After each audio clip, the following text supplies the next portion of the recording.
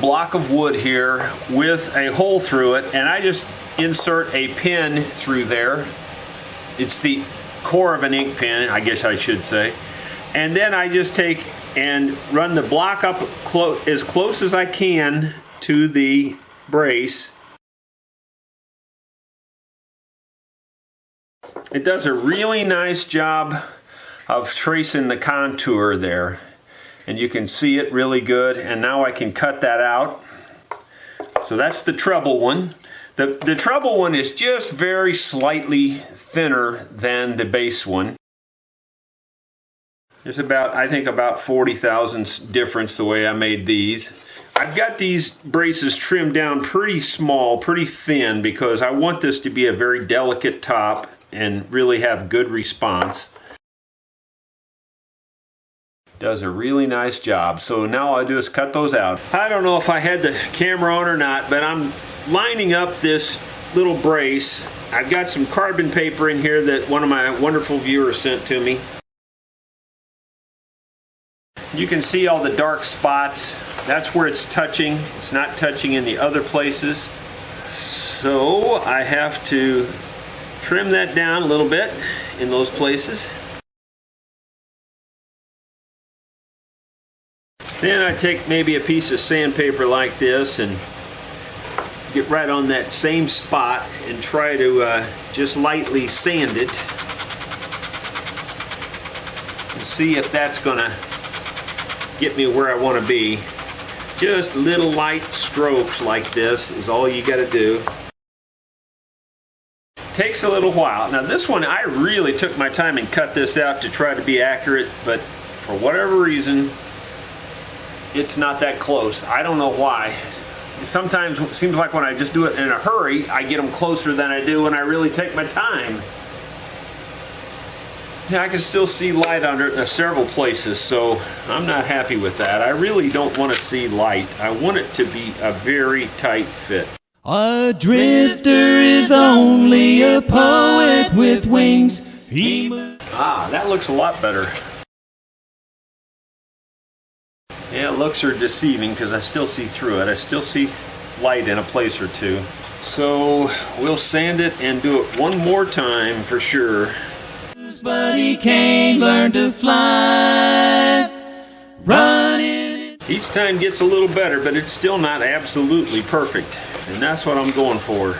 Footsteps ahead of his time, with no one to hear it. Applying the glue to this is the base bar that's going in there. And we're about ready to set it in place. He cries. With memories of your sweet love on the vine. Well, here's what she looks like all clamped up. We'll let that set for 5 or 6 hours at least, and then we'll try to cut out the F-holes.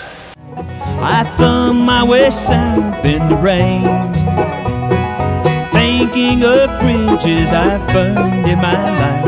Each bridge causes somebody pain. We need to put the gauze on this now, and that's what we're going to do next. Yesterday's apples are gone from the tree. Sour grapes are gone from the vine.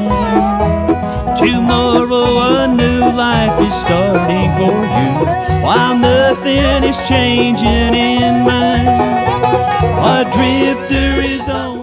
You can see we've got the F-holes roughed out, but they're pretty rough, and it takes quite a bit of filing to get them right. I thought maybe I'd just try using the Dremel with a real small sander here, and at least to knock out some of their heavy, rough parts, and then I'll go back to the file. A poet with wings, he moves but he can't learn to fly. Running in footsteps. I did a nice job actually, so I don't think that was a problem at all. Now I'm going to go to kind of a half round file and clean it up the rest of the way. Head of his time, with no one to hear if he cries.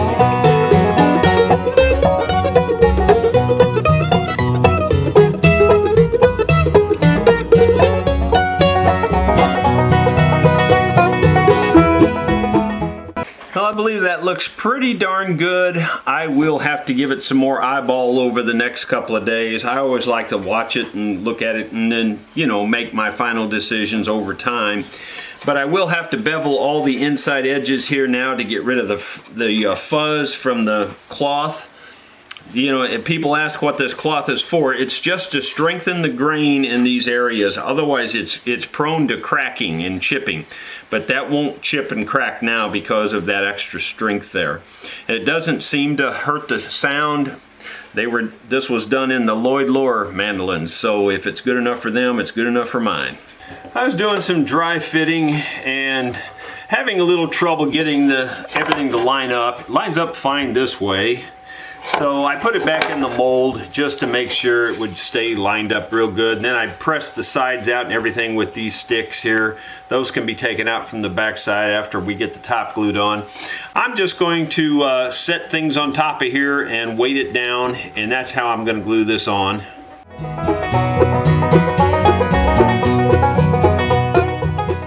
This area up here takes a lot of stress, so I'm going to put a little extra glue up here, just to make sure we got good contact, and also on the tail block and probably on these other blocks too. Just a little insurance. I don't think there's going to be any problem, but since I'm not going to be able to get real good clamps on here, I just want to make sure I got good glue coverage. Well, that probably looks like quite a mess, and that's only because it is. You know, individually, these individual things weigh a couple of pounds a piece. They're pretty, you know, heavy. Like this is a 3-pound hammer. It's about a 2-pound. That's about a 2-pound. If you space them out, they're not that much weight on the thing, and they're right above, you know, the edges and the braces and stuff. This is the only thing in the middle, and it's not that terribly heavy. It only probably weighs maybe a pound, something like that. It's not overly weighted down by any stretch, but that should hold it in place and let the glue cure.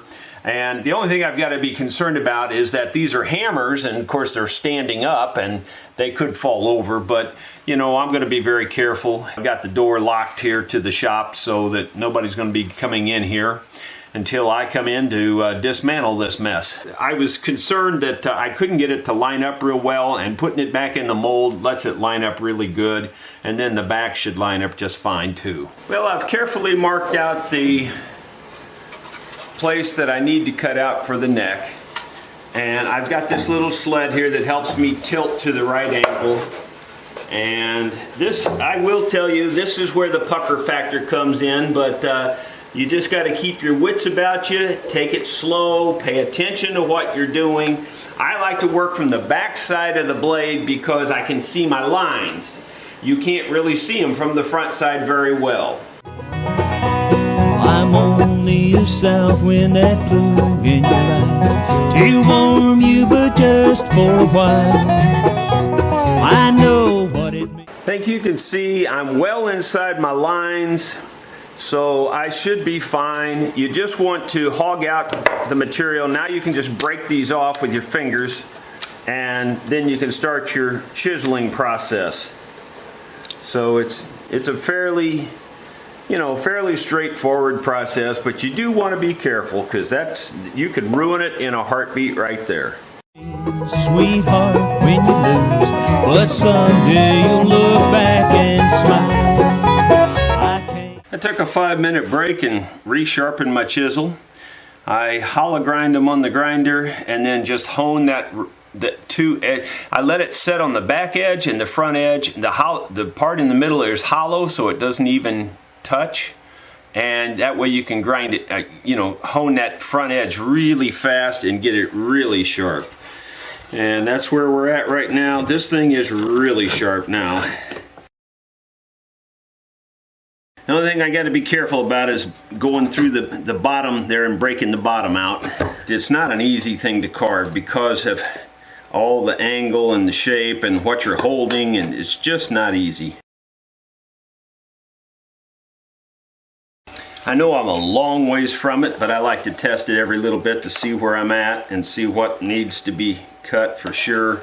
Be your lover, you don't need a friend. I guess that's the way it must be. But nothing remains as it was yesterday. Sometimes on camera it looks like you're cutting towards your hand, but that's, you can see that it's going past my hand there, just so you can understand that I do pay attention to those kinds of things. Not that I don't cut myself, because I do. You'd only be hurt loving me. Adrift. It's getting close now. Sometimes just a little bit will make a big difference, and that's kind of the way that was. We're just very quickly here getting close. So I'm going to start with my carbon paper trick now and figure out just where I need to take it off, because I don't want to take it off in the wrong place. Chuck sent me a lot of these little papers that are small carbon paper type things, and very, very handy. And you can see that where it needs to be taken off there, it works out pretty good. And same way on this side, you can see where it needs to be removed. And every time you take off those high spots, then you'll actually start to see more, spots. And that's your goal, is to try to get the whole thing red, basically. There is only a poet with wings. He moves, but he can't learn to fly. I line the ruler up down the length of the body, and then I look and see where it's at with the peg head. And it's hard to do, but it's right on the money right now. It's very, very close. Running in footsteps ahead of his time, with no one to hear if he cries. Just takes a lot of fitting like this. I'm not going to eat up any more footage on this. I'll show you what it looks like when we get her all fitted up. I just thought I'd point out as you get that tight, see, I'm just holding on to the neck here, and the body is staying on there. Once you get the joint tight, you can do that. It'll squeeze it down in there and it'll hold it. Now, it's not holding it real tight, don't get me wrong, but you can tell there's enough surface there. It's making enough contact that it's actually gripping now. Got the neck fitting up just perfectly. It's sitting on my little jig here, and when you press down on it, everything just lines up perfectly. So let's get the glue on this thing and get her set in place.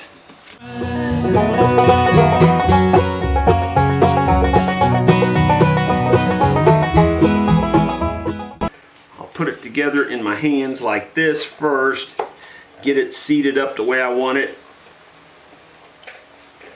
and then we'll lay it on the jig.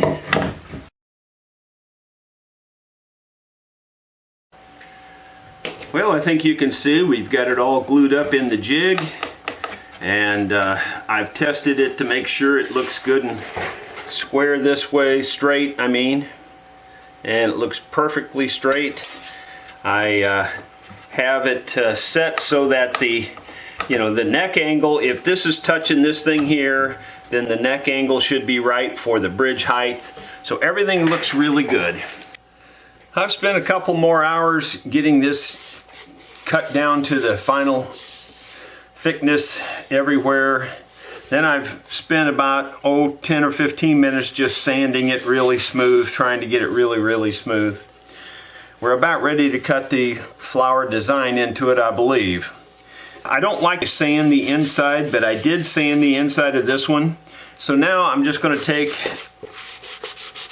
a damp cloth and just kind of wash that inside a little bit to get rid of any sanding dust, and also possibly raise the grain a little bit.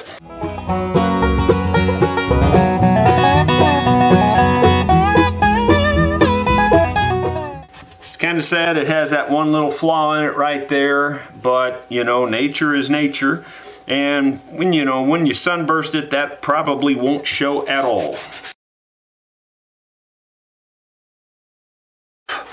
The inside, I probably just take the fine scraper and scrape it one more time to get rid of any burrs that this dampness creates, because it will raise the grain a little bit.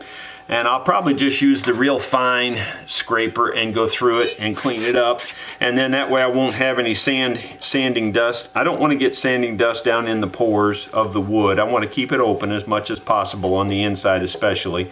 It will vibrate out anyway, but there's no point in creating a problem. And the outside we'll probably just sand again. I don't mind it on the outside so much because it's going to get coated with lacquer anyway. I've got the flower placed where I want it. Now we just got to trace it on here. A drifter is only a poet with wings. He moves but... I think that looks good to me. Now all we got to do is carve that out. Piece of cake. Everybody uses different techniques. Chuck uses these scalpels a lot. He sent me a lot of stuff, and he sent me these scalpels. He can't learn to fly, running in foot. The handle feels okay, but I'm not really using that big handle. I have to choke up. I couldn't possibly be this detailed holding it back there on the handle. Steps ahead of his time, with no one to hear if he cries. With no one to hear if he cries. With no one to hear if he cries. It's hard to cut this stuff because of that curl in the wood. It'll pull easy and then it'll pull real hard and jerk you through a cut. So you got to be very careful with this.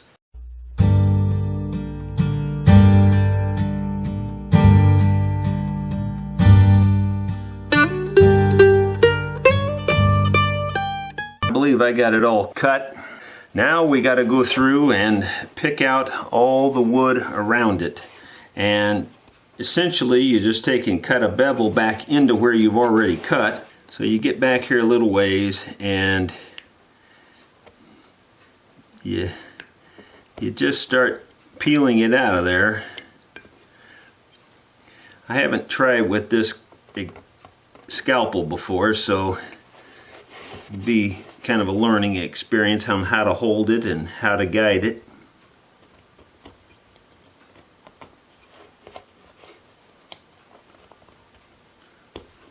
The thing about it is when you do it this way, you're leaving your rows stand up a little bit taller than all the areas around it. But it's very difficult to keep this area smooth, so you try to carve it as smooth as you can because smoothing it out later is kind of hard.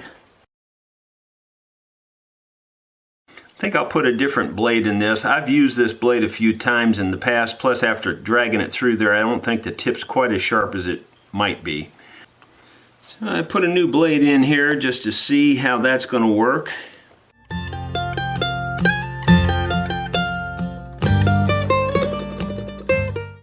Oh, I see here, I didn't notice that, but when I turn this down like this, this little blunt piece here was rubbing on this. I didn't see that till now, but you can see it's put a crease in there maybe. Maybe, I don't know if it shows up in that or not, but it put a pretty nice crease right in here. I'll have to be more mindful of that. I didn't expect that. Might be able to grind a little bit of that off down smooth because you have to turn this down pretty flat to carve. Yeah, I think I'm going to modify this and smooth this off and get it down to where it goes down to fairly thin. Well, I did get it cut down pretty well. I think you can see there. Try to get it up closer. The bevel there on this one here is beveled pretty good. This one not beveled really at all, but that makes it come down to the blade better, and you can get in lower and tighter. I know Chuck, who sent me these, really sang the praises of these, and to be honest, I tried using them a couple times, and that little goofy thing there bothered me a lot, and it got in my way a lot. On something like this, it's not quite as bad, but then again, it got in my way there when I turn it way down. So Now grinding that off, that reduces the problem some. I do like the blade better than the X-Acto blade. Not necessarily that it's any sharper. I like the fact that it's a good high quality, you know it's good high quality blade being a surgical type blade.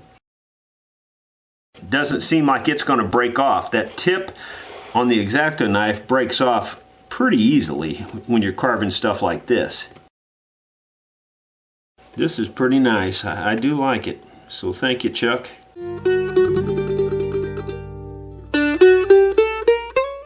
I will say I think I cut a smoother surface this way with these rather than the X-Acto, so these probably are a little bit sharper even. I do feel like I'm cutting a smoother flat area. Anytime you can do something a little bit better, then that's a good thing.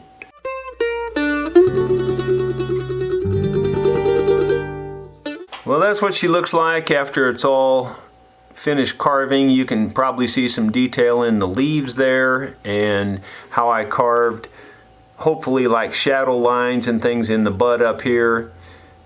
It's fairly detailed carving, and you know, it's hard to do it without breaking a piece of that out, but this time we didn't break anything, I don't believe. Now I just have to clean up the background around it and smooth it back out. I started scraping down here. Maybe you can tell the difference between this side and this side. This side is scraped and the other side is not. And you can see how that's working. And what I did was I made myself a new tool.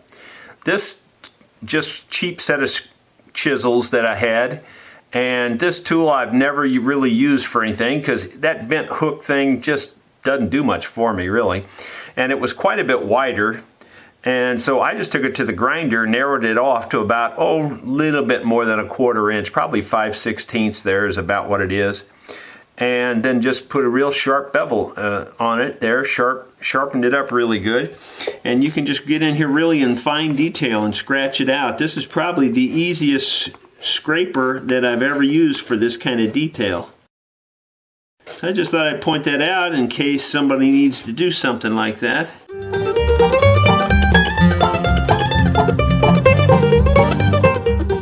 So I've used two things I've never used before. Used the scalpel to do all the carving, and I used this to smooth it out, and so far that's working just awesome.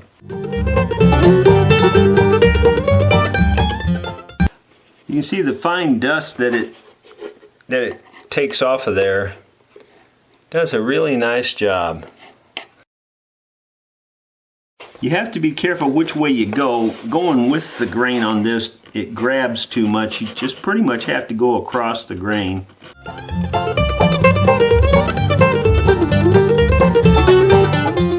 I think that looks pretty darn good myself. So I just got a little bit of detail in here to try to clean up, and I'll do that with a little tiny chisel. Well, for those of you keeping score, the back weighs exactly 178 grams. We're just about ready to close this baby up.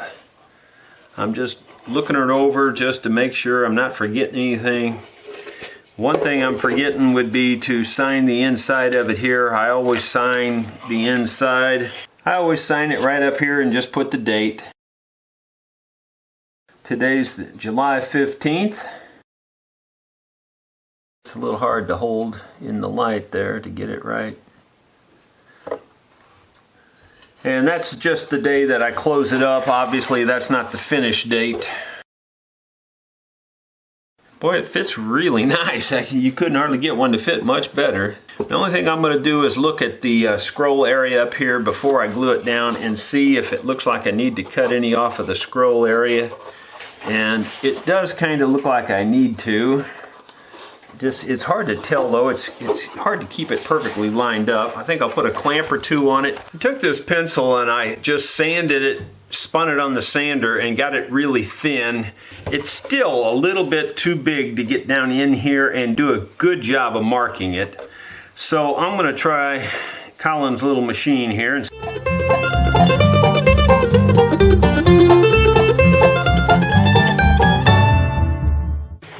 I'm not sure that that's small enough, but I think it might be. So let's see if we can get in there and mark just what needs to be cut off.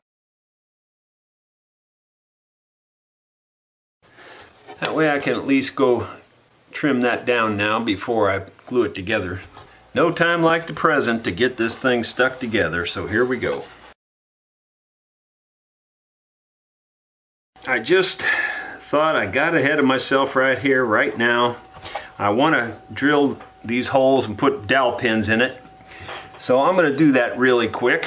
Even though I've got glue on here, I think I can do it and not make too big a mess. I'm just going to wipe the glue off of this area so that the chips, wood shavings, don't stick to it too much. But I think I got enough time to do that real quick.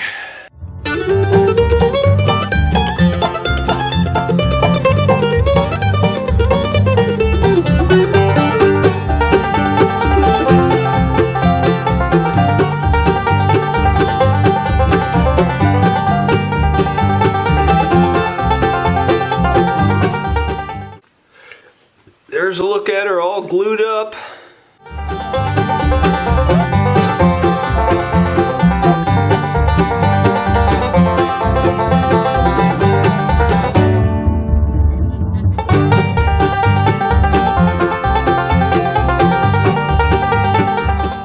Well, that's never what I call easy, but I think we did it, and we knocked the corner of this off, but I saved the chips. I can put them back. It's just the way it goes sometimes when you're doing this. These are easy to knock off because that grain goes across there and that cutter will hit that grain and just lift it right off. But fortunately I found the chips, so I'll put them back. You won't even be able to tell it. I've been trying to find a technique to straighten this binding out better, and I've come up with a real good technique. As you can see, I've got a lot of straight binding here. This little thin stuff doesn't matter how perfectly straight it is, because I'm going to laminate that onto the bottom of the thick stuff, and it'll hold it no problem. But this thick stuff, it's kind of hard to laminate this edge whenever it's bent like this. It's much easier if it's flat. So here's the technique I've come up with. I just hold it, force it down on the table like this. This is a Formica table. And I just heat it like this until I see these bows go out of it. It only takes a few minutes, a couple of minutes, and then the bows are just gone. See, that bow's gone now. And the heat on the table like that helps hold it down too, I think.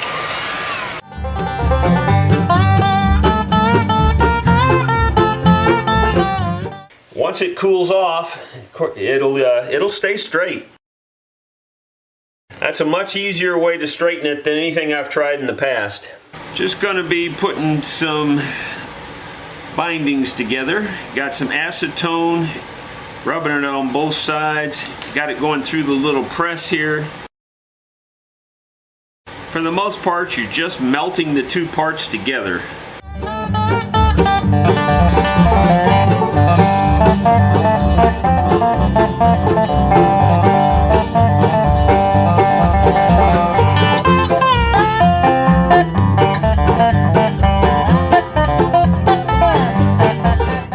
Well, there's the first piece.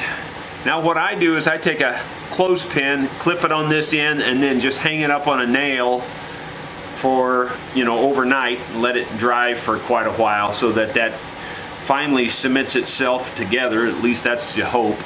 I cut all the binding slots in here and cut all of the slots all the way around, so the binding is just about ready to go on here. I didn't take any film of that, I'm sorry, but you've seen it in my twin mandolin build, I'm sure.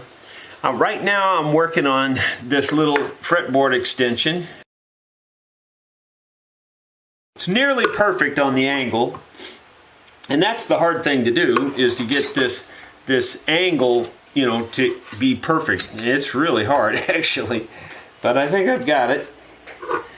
And I'm just feels like it's a little bit curvy right here, so I just need to flatten this off just a tiny bit.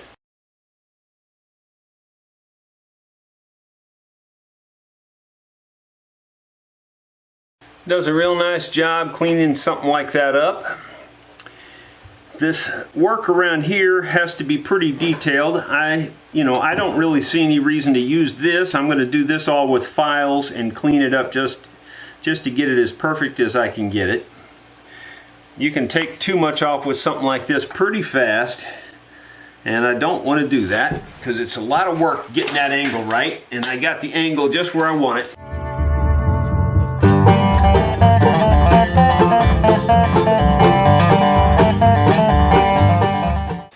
I'm just going to put a screw in it to hold it for a clamp.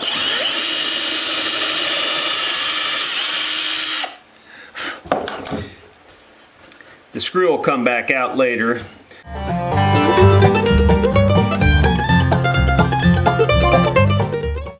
Most people can get a screw to pull something down. Me, I get it to push it up.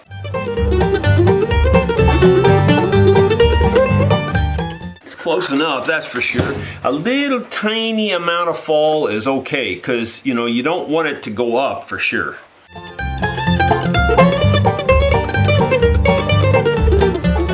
Well, I've got the neck profiled and it looks real nice. Now I'm going to work on this binding and smooth out this edge. This piece that I glued on the bottom for decoration is standing up proud, so we're going to have to smooth that off. I've got this fretboard narrowed down to where it's going to be very close to the lower specs, including this binding that we're putting on here.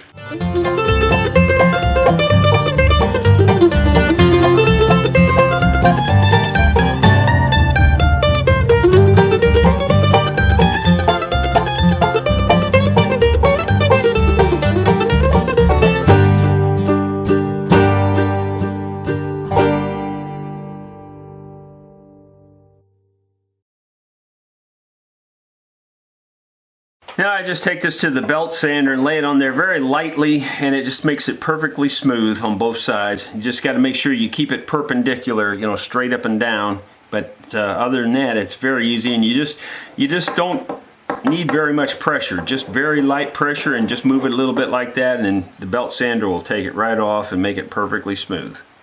I took this on my little thickness sander and sanded it down just this little outer edge because it was standing up quite proud of the flat part.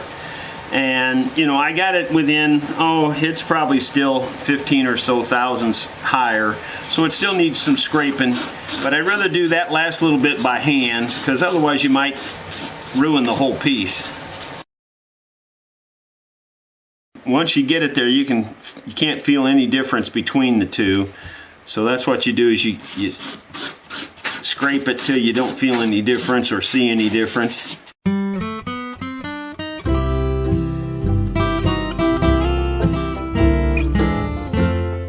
Trying to make the little fill pieces that fill in these corners here.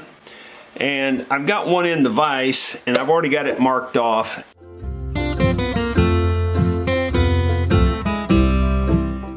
That worked really, really well. Let's see how well it fits down in here.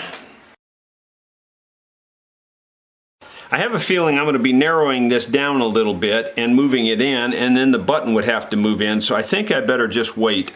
It's nice to have it close though. This side here is much closer, and I'm just going to leave it as it is also, and I'll put those in later. It's nice to have them made ahead of time, but I do think I'm jumping the gun putting them in now, so I think I'll wait on those. Getting ready to put the binding on the mandolin on the fretboard, and I decided I'm going to use an old trick that I've always known about, but I just don't use it that often, and that is to wax up all these little parts to keep them from getting glued to the main parts.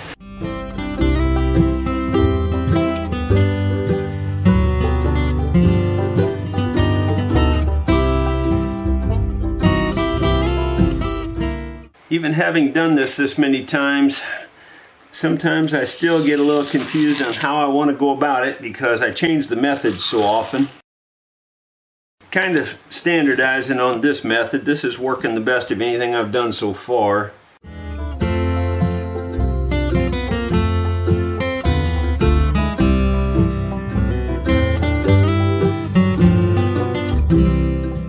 That's really taking the drudgery out of doing that. I used to hate this part, but that's pretty easy really. That's not very hard to do at all, and heating it up here in place helps a lot.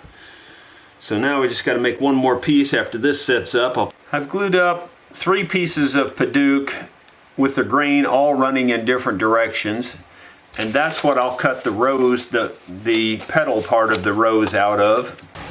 Got 2 pieces of hedge glued together. They're 50 thousandths thick each. The grain on this one is going this way, the grain on this one is going this way, and I'll cut out the stem and the leaves from this. And yes, I know it's yellow, but it's the closest thing I've got to the green color, and that grows naturally, and it grows right here on my farm. So that's the reason I'm using it. I like the fact that I'm putting wood in there that grew right here on the farm. I took this out of my clamping system here, and it worked really nice. But that, you know, this stuff here really glues anything to anything, and that little bit of glue squeeze out there really did have it glued pretty tightly to this. Even though I waxed this, I just took a little flat bladed knife thing and slid it under there, and it popped it right off. But you know, I tell you, that stuff here, it really sticks. So, you know, this kind of plastic, you wouldn't think much would stick to it, but even this will stick to anything, seems like. I still need to bend this side and get it on here, but before I do that, I've got to trim up this little part right here to be a 45, so that this piece can come in and 45 up to it. And I say 45, it's just approximate, it's not exactly a 45. The little scalpel's very handy for things like this. It's very sharp. You just have to kind of eyeball it. I've done it so many times now, I've kind of got an idea where it needs to be. Looks pretty good, pretty straight. Maybe you can see the 45 on there.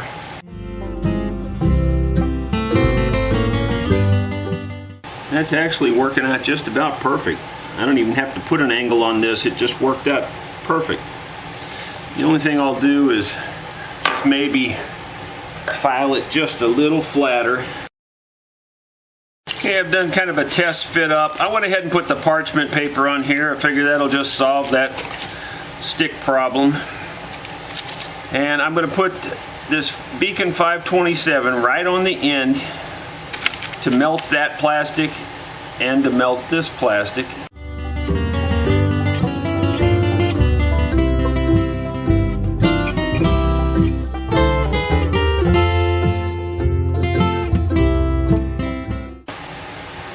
That's what she looks like, all clamped up.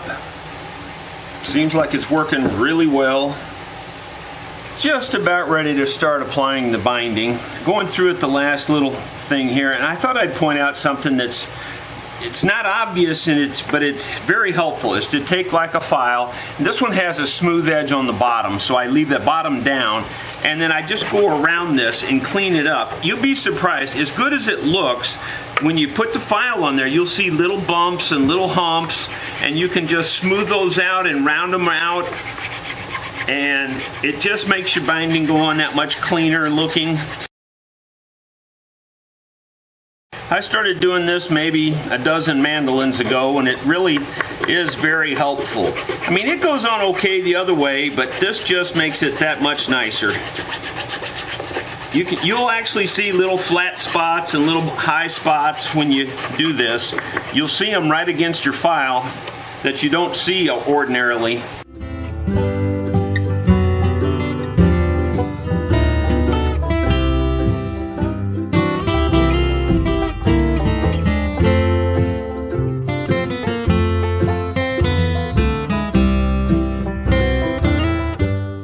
Well, I was trying to use the tape, and I gotta be honest, that tape sometimes it works great, and other times it won't work at all, and this was one of those times. So I just went to plan B and went back to my old method, which is just wrapping it up with this stuff. I think this is a better method anyway. The negative of this is you can't go any further because you've wrapped all the way around the body. The tape, you can just keep going, but this does slow you down a little bit, but I think it does a better job in the long run. As you can see, I've already sawn out the stem pieces. I'm going to do it a little different than I did the last one. The last one I sawed it out in like 15 pieces, and it just was a nightmare to put it back together, and the stem really doesn't seem to make that much difference whether I go that deep or not. So I'm going to try it like this and see what it looks like. If it doesn't look good, we'll do it a different way. I have another one already ready to go in case I have to redo it. But anyway, that's 2 layers thick, and you know, we'll have to separate all that. But for now, I'm just going to store that in the little container here, and I'm going to start sawing out the rose petals. Now these I am going to saw out every petal, which there was 15 of them last time, so wow, here we go. That thumb is so sore I can hardly use it anymore, so I kind of have to use some other method to hold it down.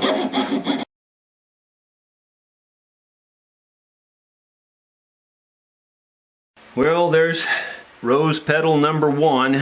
You know, I just got a lot more of that sawing to do. I'm not going to waste any more footage on that because it's just the same old thing a million times here. Well, 15 more times anyway. That's close to a million.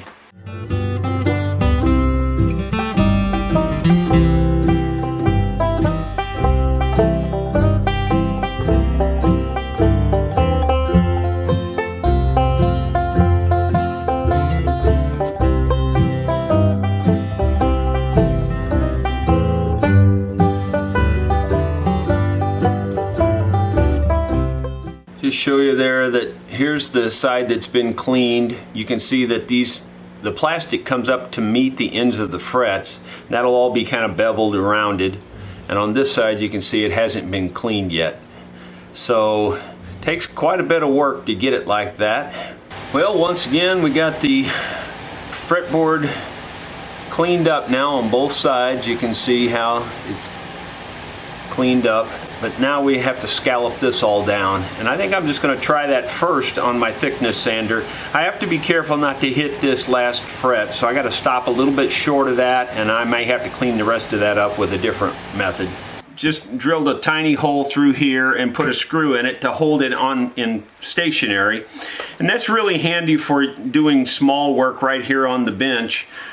For instance, I need to put a bevel on the end of this piece of binding to go up in this here to match up with that bevel, and then I got to bend it around in here. But it's just easier just to have this thing stationary sometimes, and so that's a quick, easy way to make it stationary. I just have it clamped to the table here.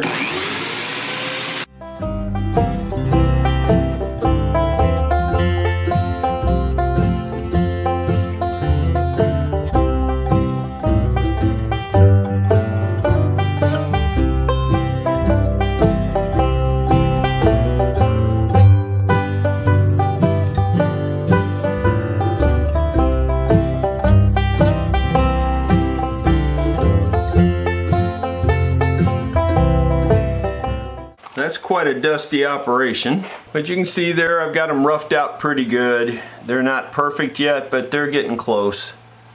And now the rest of that will be done by hand with scrapers and different things. But first I'm going to vacuum up the mess.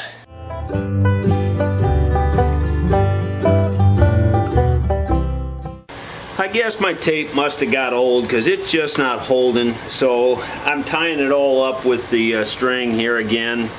The auction mandolin has the binding all roughed in and everything. I've got a little filler at the certain places. Looks worse than it is. Very minor little holes. I still have a few to fill yet that I had wrapped up I haven't filled yet. But we're going to fill all those. Working on the fretboard now, trying to get it aligned real well. And I'm going to try to draw in, especially up in this area, the alignment so that I can maybe cut this down a little bit and get these blocks in.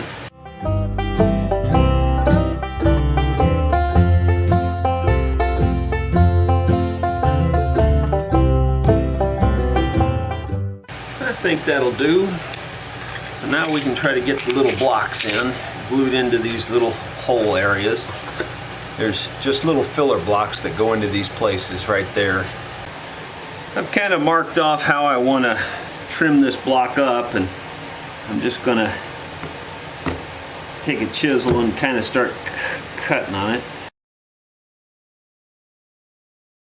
I have a lot to cut off here. All this along the top down to this narrow thing around the bottom. I've got the sander mounted stationary. That's kind of working the best for me on a lot of these small parts, because I got to hold them, and it's hard to hold the tool and those parts. I'm going to try to just kind of hold it like this and just work it on there and see what happens. I don't know if it's going to work for sure or not. Well, that worked pretty good. It's a little hard to hold, a little sketchy, but you know, I'm kind of used to doing those kinds of things. I've been doing them my whole life, so it's not that big a deal for me. Your results might vary.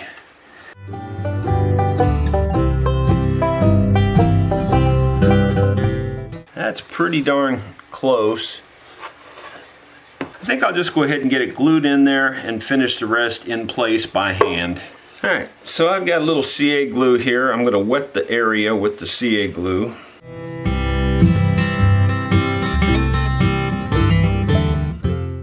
So I think I'm going to get the Dremel tool now with the little sander and just start touching it up that way.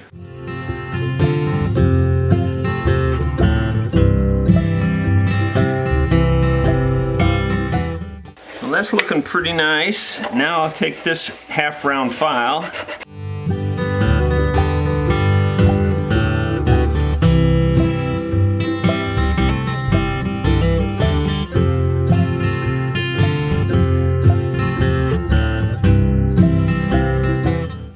The camera angle sometimes makes it look like I'm cutting at my hand, but there's, you know, an inch, my hand's an inch below the blade, so it's just hard to tell in the camera sometimes. I think that'll do. I think we can stop right there, and the rest of that's basically just fine detail sanding and scraping, and if we need to do anything else. So that should work pretty well. Let me see how it lines up with the fretboard now.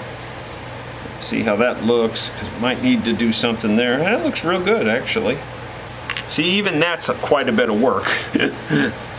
So that's one side. Now here's much a harder side to do. I always like to do that side first, kind of gets me in the mood for this side. This is much harder. And it's hard to end up with a gap here and try to keep it looking halfway decent. This side is never as big. It's always smaller, at least it is on my instruments, and I try to keep them as close to the same as I can, but it just doesn't work out that way very well. Try to get it out of there.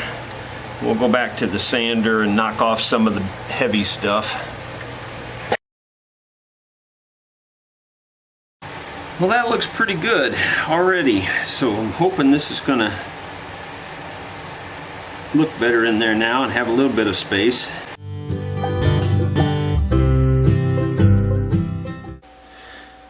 I'm just gonna let the super glue run down in there on this one. Alright, now we'll get in there with the Dremel again and try to clean that up.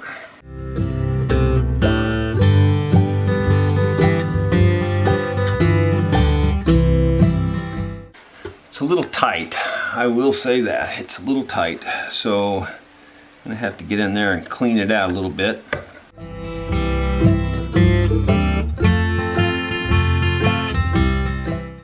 I'm going to have to work from the inside down underneath here. I'm not going to film that, you're not going to be able to see it anyway.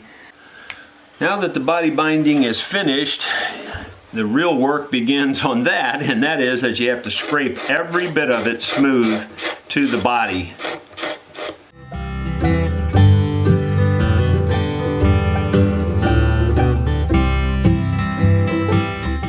I spent several hours sanding and cleaning this body up, to the binding to the body mainly, and sanding the edges and all that, and getting it pretty darn nice. And it's, you know, I'd say it's 90% of the way there. There's still 10% work to do before we're ready to stain it.